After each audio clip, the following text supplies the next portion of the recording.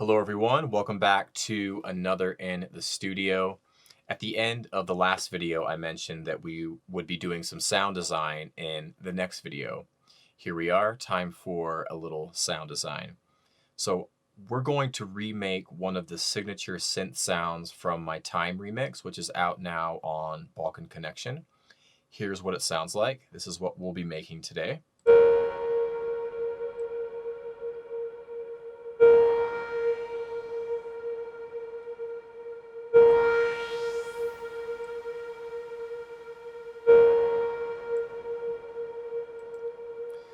All right, that is what it sounds like. It's a really simple sound, but I thought it was just very, very effective in this remix. So I thought I would show you, the sound design and how, brutally simple it is, but yet still very effective.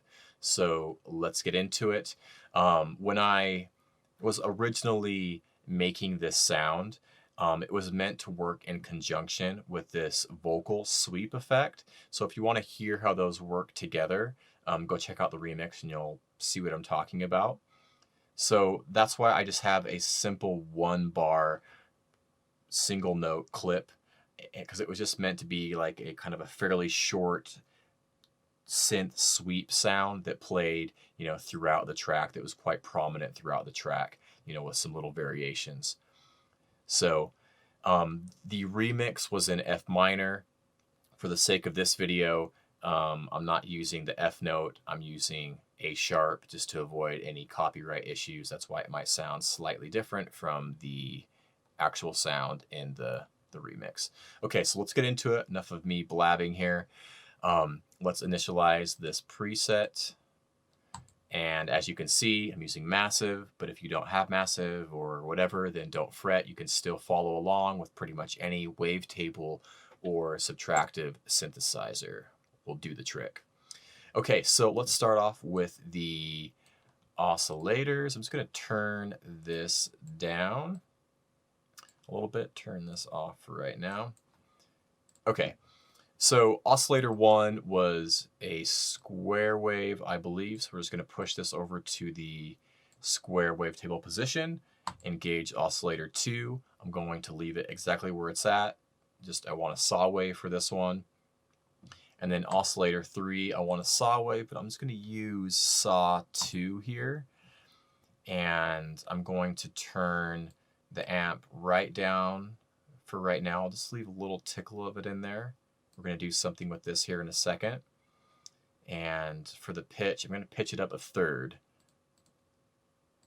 But we're going to detune it slightly. So we're going to maybe pull that down a few cents. That should do. And then there's quite a bit of noise in this because I wanted it to be kind of like a gritty, dirty, analog type of sound. So there's a fair bit of noise in this. So just use the white noise, color all the way up, amplitude all the way up. Now the key for this sound is really with the filter and the filter envelope. So the filter I used was a band pass for this with a high resonance. That's what really kind of gives it that sound. So I'm going to pull the cutoff right down for now. I'll push the resonance up a little bit more. So we're just above 50% there. And I might even increase the band width of the band pass as well. Let me just push that up to about 60. Okay, so let's adjust the amplitude envelope, which is envelope 4 here. So I want kind of a longer attack on this. So just increase the attack here. I'm going to pull the sustain all the way in, increase the release a little bit, and even maybe push up the decay a little bit as well. Let's hear what we have so far. So we're kind of in the ballpark. Just going to push this all the way up here.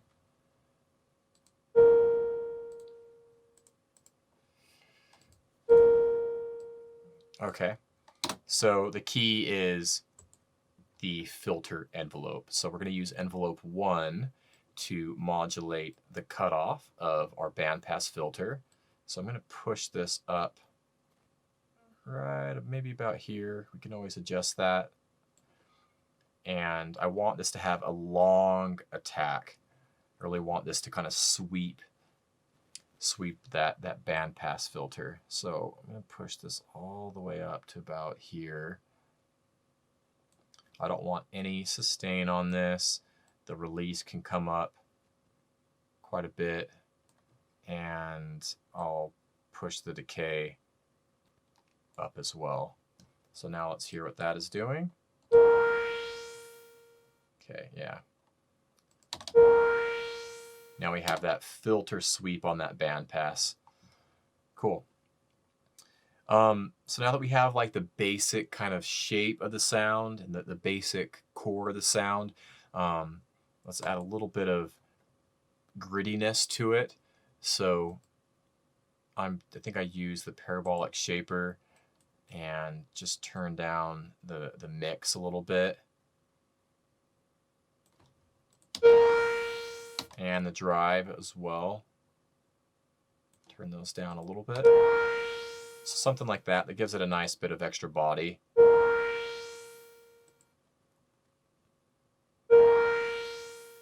Yeah. Okay, so now let's set up our own macro. So I'm going to clear this one so we can modulate multiple parameters with one macro knob here. So the first thing I'm going to do is drop it onto our third oscillator, amplitude, and we're going to kick that all the way up. So as I move the macro up, we get more of that third oscillator coming in. I'm also going to use it to control the attack of the envelope 1 here, which is controlling our cutoff, and that's going to be pushed up all the way as well. So now when the macro is at its 0 position, we're going to have just very little of that third oscillator, pitched up a third, and we're going to have more of this sweeping motion with the filter. And as I move it up, we'll get less of that, but we'll get more of this oscillator 3. And then we can kind of, so we can have some variation to the sound. If we want more of a sweeping sound,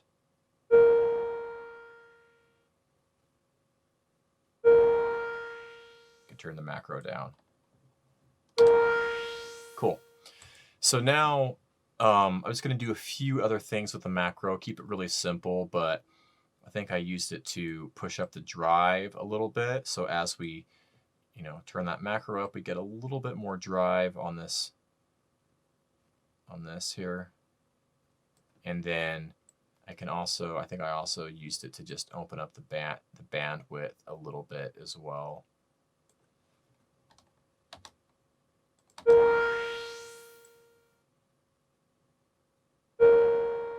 Yeah, something like that.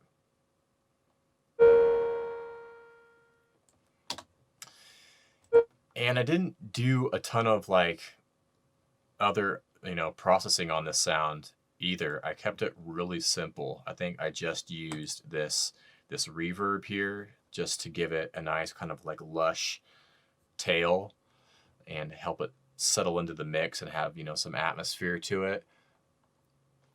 Let's see, just 18% on that, but it was enough to just give it the space I wanted it to have. So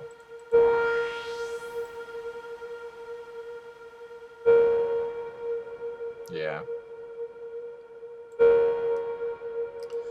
So there's the sound. But once I had this basic sound done and I was happy with the sound design, then what I did was I ran it through Edison. You can see here, you can see my recording. You can see all this long audio recording. So all I did was set up a loop, a longer loop than what I have here. So 12 bars or so. And I just played that back, recorded it to audio. But as I was recording it to audio, with each hit, I just slowly moved up the macro. So each hit is slightly different. And then once I had that audio recording, once I had this recording, then I just went through and chopped out the ones I liked the most and those are the ones I used in the arrangement. But it's just a nice way to kind of, you know, have some subtle variation to the sound and not have to really fiddle too much with automation in the arrangement. I've already have a few different hits that are slightly different that are already working. So, you know, that's a nice little tip. It's to just record it straight to audio for a sound like this, especially. So yeah, I just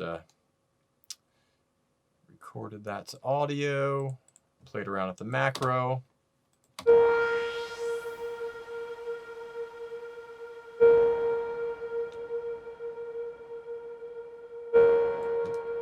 Boom. Cut out the hits that I like.